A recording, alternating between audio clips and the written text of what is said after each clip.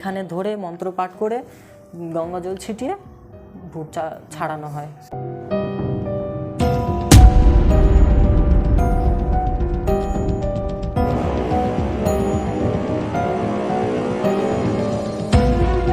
বশীকরণটা একমাত্র স্বামী স্ত্রীর যদি ঝুট ঝামেলা হয়ে যায়, তাদের মাঝখানে যদি কোনো থার্ড পার্সন চলে আসে, একমাত্র তাদের জন্য।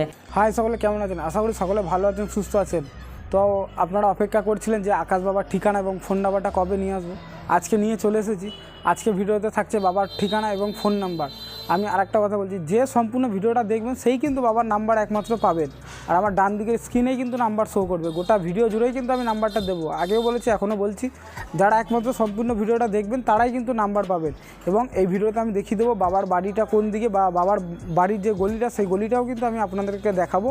এবার বলি যে কিভাবে আসবেন। যারা কলকাতা অথবা হাওড়া সাইড থেকে আসতে চাইছেন তাদেরকে কিন্তু ট্রেন ধরতে হবে বর্ধমানের মেন, বা অথবা কট লাইন ধরে চলে আসুন বর্ধমান স্টেশনে নামুন। ওখান থেকে 1 নম্বর প্ল্যাটফর্ম থেকে বার হয়ে যান। ওখান থেকে টোটো বা অটো ধরে চলে আসুন ভাতচালা মসজিদতলা।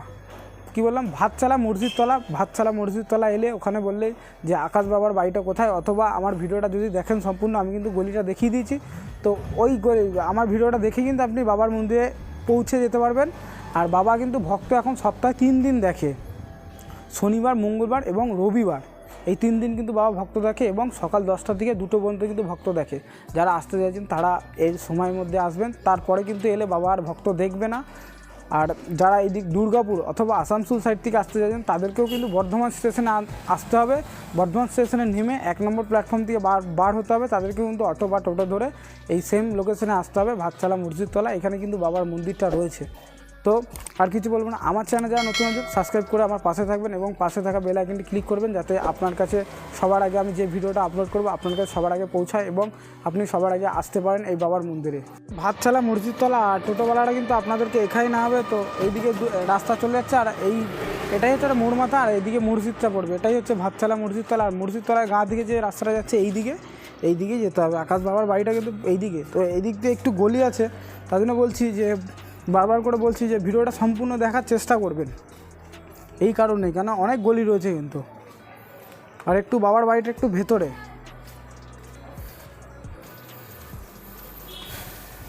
অবশ্যই ভিডিওটা ফলো করবেন এবং রাস্তাটাও ফলো করবেন, তবেই কিন্তু আপনারা সঠিকভাবে এবং সঠিক জায়গায় পৌঁছাতে পারবেন।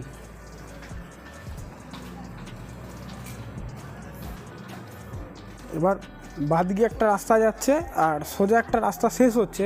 তো বাঁদিকে যাবেন না কেউ ভুল করে, বাঁদিকটা নয়, আমরা সোজাই যাব। সোজা যে রাস্তাটা শেষ হচ্ছে, এই রাস্তাটা শেষ হওয়ার পরে এই ডান দিকে ছোট্ট একটা গলি যাচ্ছে। গলিটার সামনেতে যে বাড়িটা রয়েছে, এই বাড়িটা বাবা কিন্তু উপরেই ভক্ত দেখে, আর এটাই কিন্তু বাবার বাড়ি। এভাবেই খুব সহজে চলে আসতে পারেন বাবার বাড়িতে।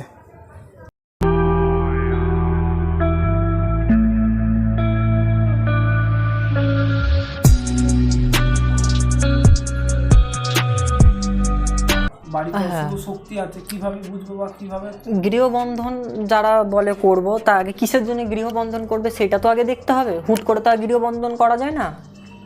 কেউ হয়তো অপঘাতে মৃত্যু হলো, বা কেউ সুসাইড করলো, অনেক পুরোনো দিনের বাড়ি যেখানে মানুষ বসবাস করছে না, অপশক্তির বসবাস হয়ে গেল, তারা ভিটের মাটি নিয়ে আসবে। ভিটের মাটি দিয়ে গণনা করে দেখা হবে তার ওখানে কি সমস্যা আছে।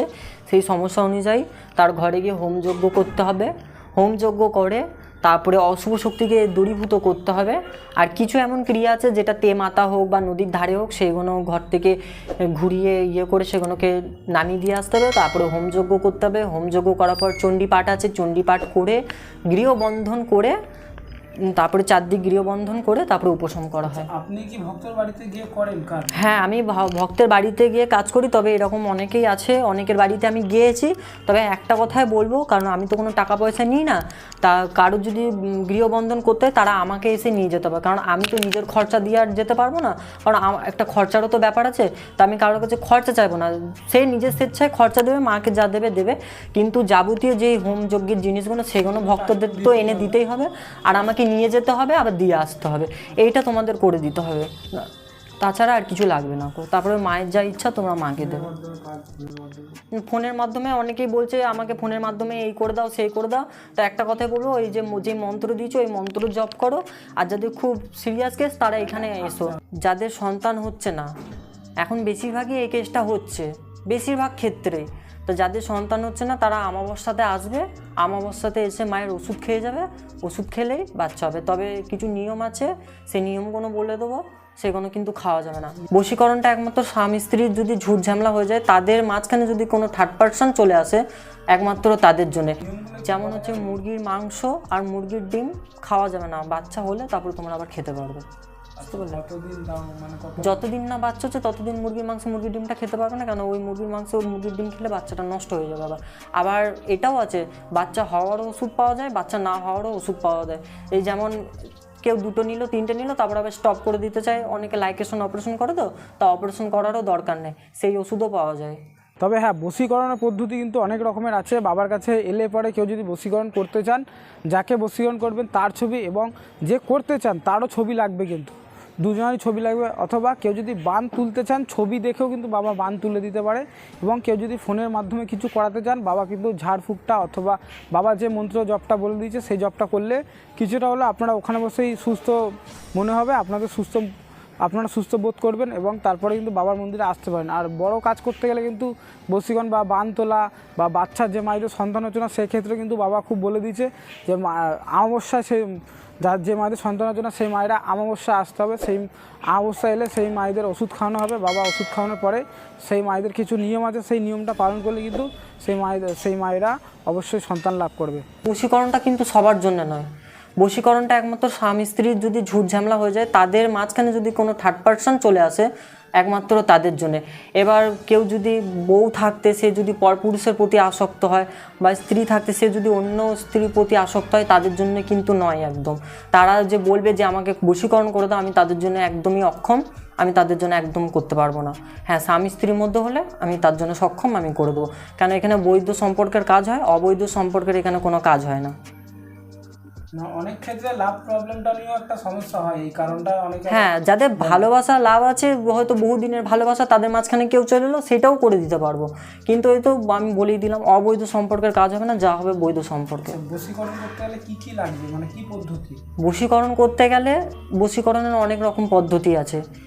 মন্ডা পোড়া আছে, জল পোড়াও আছে, হ্যাঁ, আর তোমার সর্ষে পোড়াও আছে।